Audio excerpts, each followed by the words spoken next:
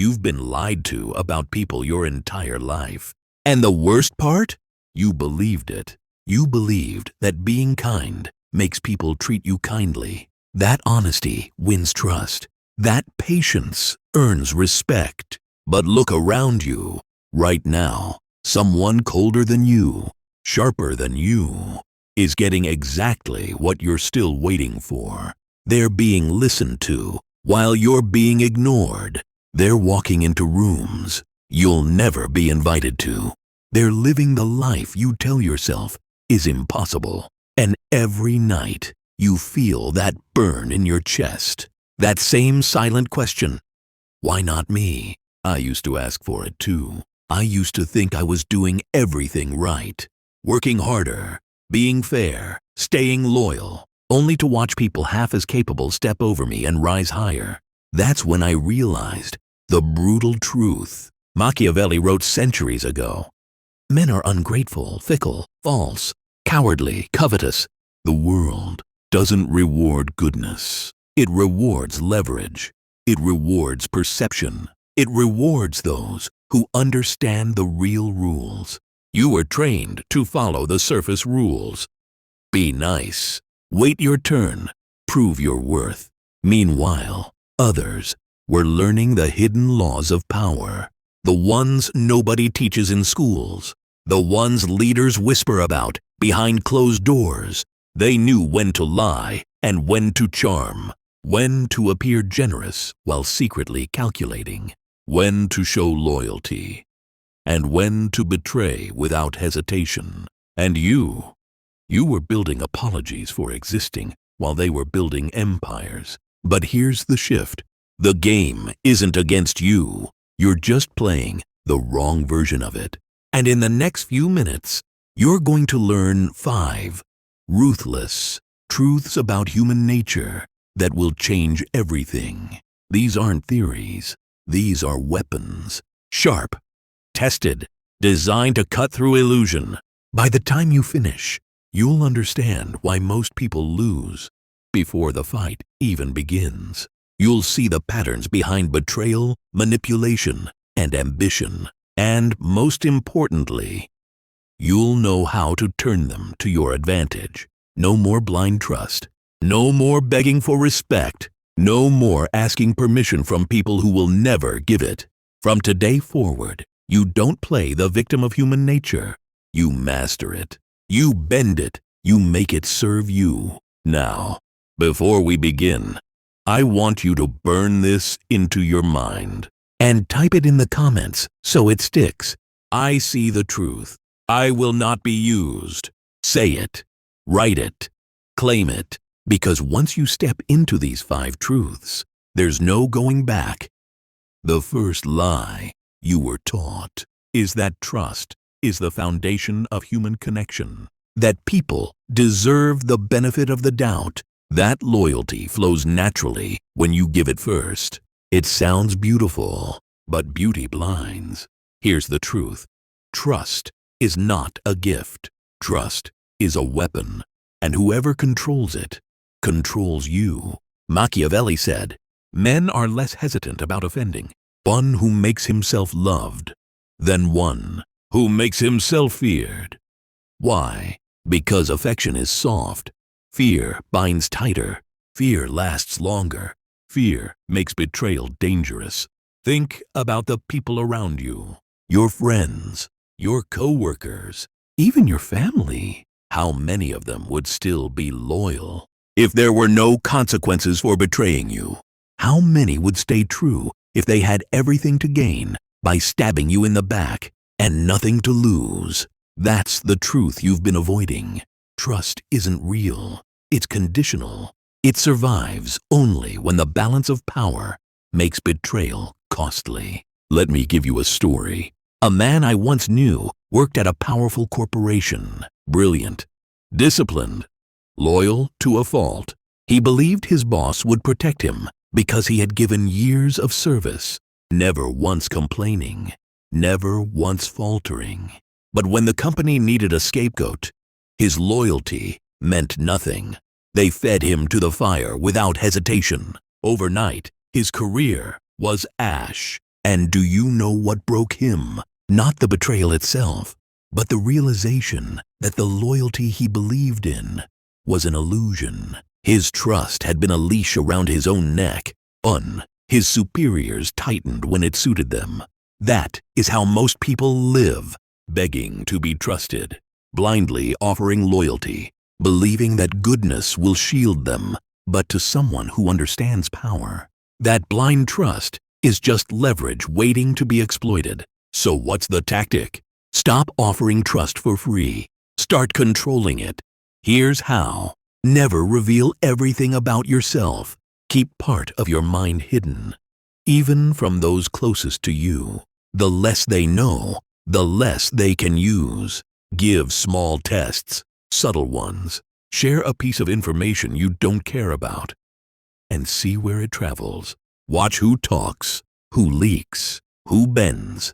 You'll learn more about a person's nature from one small test than from 1,000 promises. And most important, make your trust scarce, rare, valuable, like gold.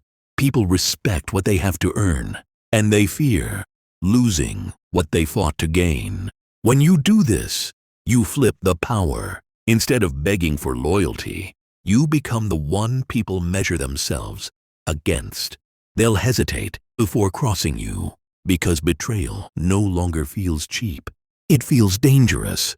This is the first ruthless truth of human nature.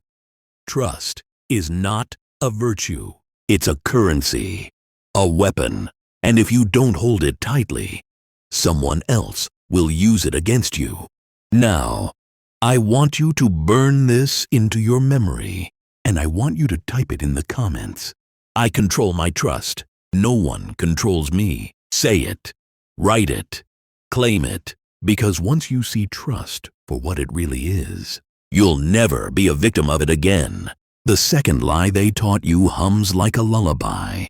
Be kind, and you will be safe. Be generous, and people will return the favor. Forgive, and they will learn to respect you. It sounds righteous. It sounds civilized. It sounds like a law of human decency. But kindness without mechanism is a beacon. It signals availability. It signals tolerance. It tells anyone scanning for advantage that you will absorb cost without protest. Machiavelli urged rulers to temper mercy with foresight. Mercy that erases consequence is mercy that dissolves authority.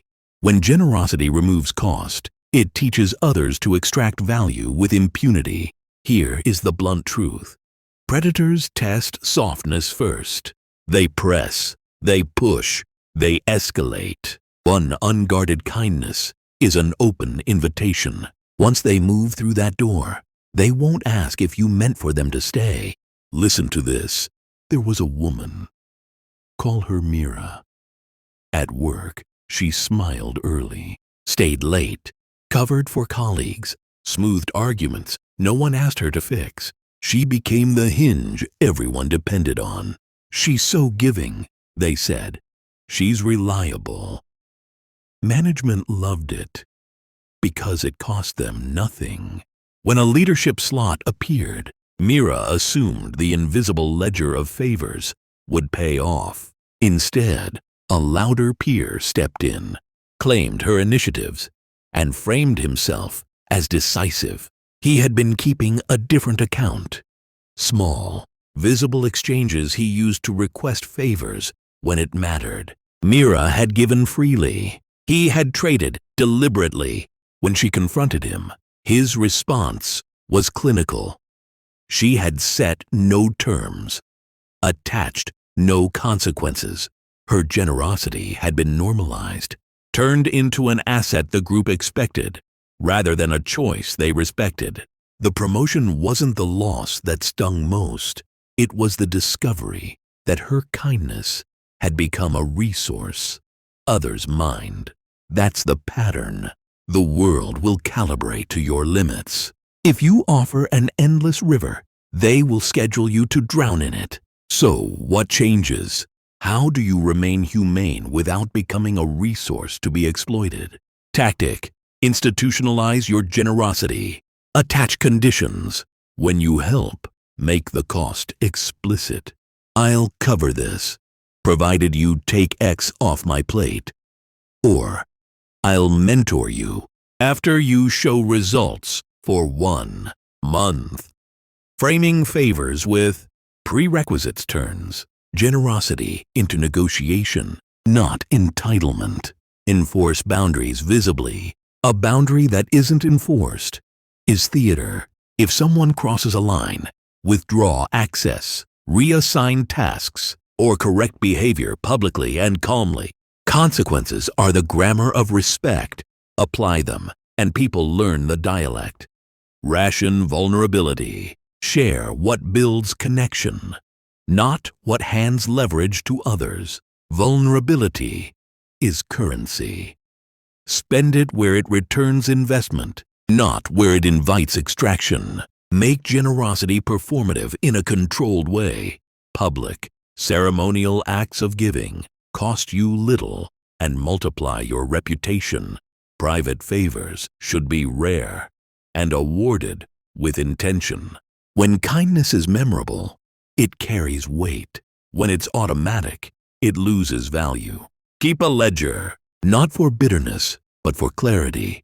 Track favors, obligations, and outcomes. The ledger trains deliberation and prevents emotional leakage into decisions. Practice decisive refusal. One precise, unemotional no. Restructures expectations faster than 1,000 apologies. Refusal isn't cruelty, it's design. It creates space so compassion doesn't dissolve into exploitation. A final point. Compassion and surrender are not the same. You can be kind and still be strategic. You can offer help and still insist on terms. In fact, compassion becomes sturdier when it is a choice rather than a default. Recalibrate. Make your generosity a policy, not a habit. Train others to meet the standard you set rather than constantly lowering yourself to meet theirs. That shift protects your energy, preserves your dignity, and forces predators to recalibrate or move on. This is the second ruthless truth. Unconditional kindness is a liability. Calibrated generosity is power. Drop this in the comments. My generosity is mine to spend, not theirs to take. Type it now. Make that the first action that enforces your new standard. Watch how the room starts to respect the terms you set. The third lie you swallowed is the softest of all. That respect is something you earn by existing. That if you show up, work hard, and keep your head down, people will naturally see your value. But here's the cut. Respect isn't handed out like charity. It's manufactured, calculated, engineered by those who know how to stage it. Think about the rooms you've been in. The office, the classroom, the dinner table. Notice how one person speaks and silence falls. Another speaks and nobody even hears them. Same air, same words, different weight. Why? Because respect doesn't follow merit. It follows perception, and perception can be built. Machiavelli warned, "It is not essential to have all the good qualities, but it is most essential to appear to have them." Appearances rule. Reality comes second. Let me paint this with a story. A man named Kareem worked in finance, brilliant with numbers, kept the whole department running smoothly. But Kareem dressed plain, spoke softly, rarely asserted himself. His peers leaned on him constantly, but management saw him as replaceable. Background noise. Then there was Victor, not as sharp, often leaned on Kareem's analysis. But Victor walked into every meeting with tailored suits, voice steady, body language confident. He framed Kareem's insights as his own with bold certainty. Guess who climbed? Guess who stalled? Victor engineered respect. Kareem waited for it. And waiting is the slowest form of death. Here's the tactic. Stop thinking. Respect is about fairness. It's about theater. Respect is engineered by controlling 3 levers. Scarcity of presence. Don't always be available. The more people see you, the more they discount you. Appear less, but when you appear, dominate. Speak with precision. Deliver impact in short bursts. Leave before your value dilutes. Symbolic armor. Every powerful figure understands this. Clothing, posture, tone. They are signals. Signals hack perception. Dress sharply. Stand tall. Speak less, but with command. People read signals faster than they read substance. Controlled silence. Words spill value. Silence creates weight. When you pause before responding, people lean in. When you don't fill every gap, people project authority onto you. Silence forces them to measure you more carefully. Narrative framing. Never let others define your role. Frame yourself actively. I lead this. I direct that. I'm overseeing this outcome. Use verbs of ownership. You don't help. You run. You don't pitch in. You decide. Words shape perception, and perception shapes respect. Selective confrontation. Don't fight every battle. Choose 1 or 2 moments where you strike back, hard and clean. The shock of that single confrontation lingers, and people recalibrate around it. Machiavelli himself noted that cruelty, if necessary, should be decisive and short-lived. Respect is not democratic. It doesn't flow to the deserving. It flows to those who set the stage, control the cues, and seize moments. If you doubt this, think of leaders in history. Caesar, Napoleon, even modern CEOs. Were they always the most intelligent in the room? Rarely. But they engineered awe, fear, and authority, and the crowd followed perception as if it were gospel. Here's the shift you need. Stop waiting to be seen. Design how you are seen. Build rituals around your presence. Control what signals you broadcast. Confront when it matters, and withdraw when you've made your mark. Respect is a mirage. But if you control the glass, everyone drinks from your illusion. This is the third ruthless truth. Respect isn't earned. It's engineered. And your next move is simple. In the comments, declare it right. I design the respect I receive, because from this moment, you stop waiting for recognition. You start building it, piece by piece, signal by signal, until every room you walk into bends toward your presence. The fourth lie you've been sold is almost sacred. That integrity is absolute. That some people are incorruptible. That loyalty, love, or principle can't be bought. It's comforting, isn't it, to believe that somewhere out there, a bond is unbreakable, that at least a few people would never betray you, no matter the stakes. But comfort is the most dangerous drug. Here's the ruthless truth. Everyone has a price. Everyone. Machiavelli understood this better than anyone. He wrote, "Men forget more easily the death their father than the loss of their patrimony." Translation: grief fades, but the pain of losing resources, wealth, or status never leaves. Principles bend when survival or ambition is on the line. Affection dissolves when desire whispers louder. Even the noblest soul cracks if you find the lever strong enough to pull. Let me give you a story. There was a politician, To his people, he was a symbol of purity, the incorruptible servant of the nation. He spoke of honor, sacrifice, truth. People believed he couldn't be bought. Behind closed doors, his rivals discovered the truth. He wasn't moved by money. He wasn't moved by fame. But he had one weakness: his son. They cornered him with a choice: block a certain law, or his son's secrets would destroy the boy's future.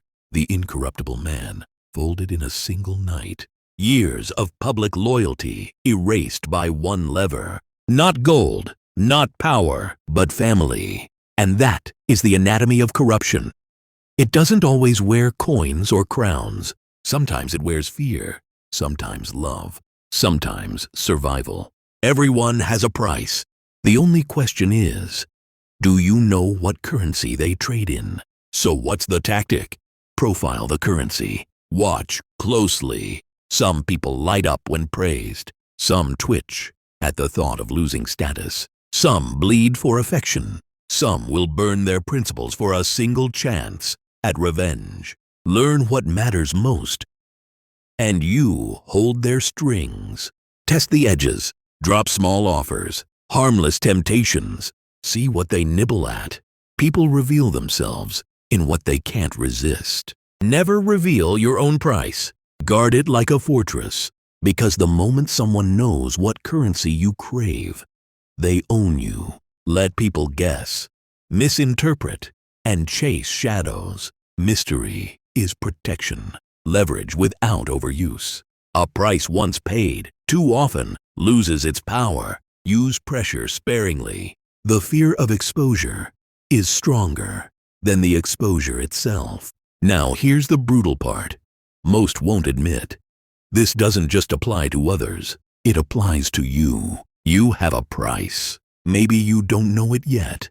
Maybe it hasn't been tested. But one day, something will force you to choose between principle and survival, between loyalty and gain.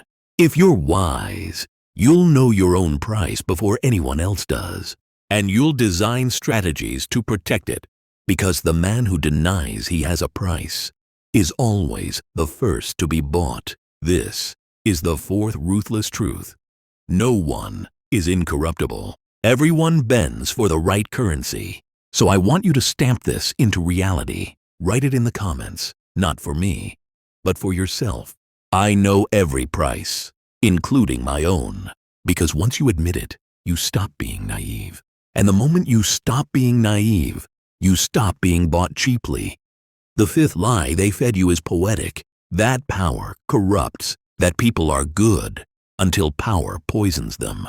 That corruption is an outside infection, not an inner seed. It makes betrayal easier to swallow, doesn't it? Oh, they changed. They weren't like this before. It's the money, the title, the influence.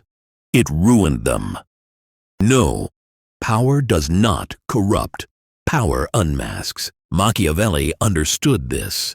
The nature of men is such that they forget the death of their father sooner than the loss of their patrimony. Power doesn't alter this truth. It simply strips away the disguised necessity forced them to wear. When people are powerless, they must play small. They must bow, flatter, conform. They must wear masks to survive. But give them power, and the mask slips. Suddenly, their real appetite surfaces. Greed, cruelty, vanity, lust. Power is not the disease. It is the microscope. Let me show you. There was a young executive named Leon. Humble beginnings, quiet, polite, always deferential. Colleagues praised her humility. She'll never change, they said. Then came a promotion, a sudden surge of authority. Her name on decisions, her voice carrying weight. Almost overnight, she transformed. Her emails grew sharp. Her tone grew cold. She stopped asking. She commanded. and beneath the humility they once praised, her hunger for dominance burned bright. Did power corrupt her? No, power revealed her, the ambition, the sharpness, the will to dominate. It had always been there, pressed down under the weight of necessity. This is why rulers, leaders, bosses, even lovers often surprise people when they ascend. It isn't a transformation, it's a revelation. So what's the tactic? Watch the powerless. See what desires slip out in small moments. Jokes, fantasies, envy. These are cracks in the mask. What they laugh at, what they resent, what they secretly admire. These are signals of the nature power we'll expose later. Test with crumbs of power. Give someone small control over a task, a budget, a decision. Watch how they treat it. Do they handle it with care, or do they inflate it into a weapon? Small doses of power are previews of the larger truth. Never confuse politeness for virtue. People behave when they have to. Virtue is proven only when they don't. Don't judge someone by how they act under pressure. Judge them by how they act when no one can stop them. Manage your own mask. Know this: power will also strip you. If you haven't disciplined your nature, it will bleed out the moment you rise. That's why kings fall, CEOs implode, leaders collapse. Because they believed the lie that they were immune to exposure. Understand your nature now. Train it. Shape it. So when power arrives, it amplifies strength instead of weakness. The world is full of people shocked by the monster they suddenly discover in their friend, partner, or leader. But the monster was always there. Power just opened the door. And here lies the final ruthless truth. Power doesn't change people. It shows you who they were all along. So here's what I want you to write in the comments. As the final seal of this lesson, I see the masks. I prepare for what lies beneath, because once you grasp this truth, betrayal won't surprise you, ascension won't blind you, and no mask, no matter how polished, will ever fool you again. So here we are. You've walked through 5 ruthless truths, and now you see the world differently. People told you human nature was good, that fairness rules the game, that kindness wins loyalty, that patience is rewarded, that power corrupts lies, all of them. The truth is colder, sharper. Human nature is selfish. Fairness is a costume. Kindness bleeds you dry. Patience starves you. And power unmasks. You've been trained since birth to deny this, conditioned to play blind, told to be nice, be patient, wait your turn. But the world does not belong to the patient. It belongs to the prepared. Look back. Revelation 1. People aren't good. They're opportunistic. Revelation 2. Fairness is a myth. Power dictates outcome. Revelation 3. Kindness invites exploitation. Revelation 4. Patience is a cage. Revelation 5. Power reveals, it does not corrupt. Do you feel it now? The veil lifting? The architecture of control becoming visible? This isn't cynicism, it's clarity. Because once you see the game for what it is, you are no longer prey. Think of the people around you. The colleague who smiles while quietly resenting you. The friend who takes and never gives. The boss who praises fairness while playing favorites. The partner who claims love while weighing what you provide. Now you know what you're looking at. Masks. Nothing but masks. And here's the dark gift hidden in these lessons.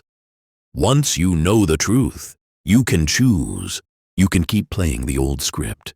Polite, patient, waiting. Or you can step into the role you were never meant to play, the one writing the rules instead of obeying them. This doesn't mean cruelty for cruelty's sake. It means strategy. It means protecting your value. It means never again mistaking kindness for weakness or fairness for truth. The masses will call you cold.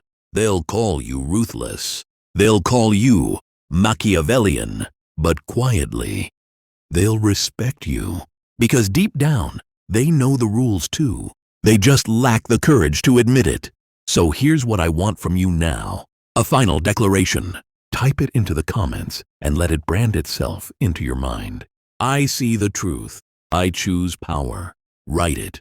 Claim it, because that single choice separates those who remain chained to illusion from those who rise, feared and untouchable. You've seen behind the curtain. The question now is simple. Will you go back to sleep, or will you use what you've learned? Remember this. The cost of goodness is weakness. The reward of clarity is control. And the future does not belong to the kind. It belongs to the cunning. Your move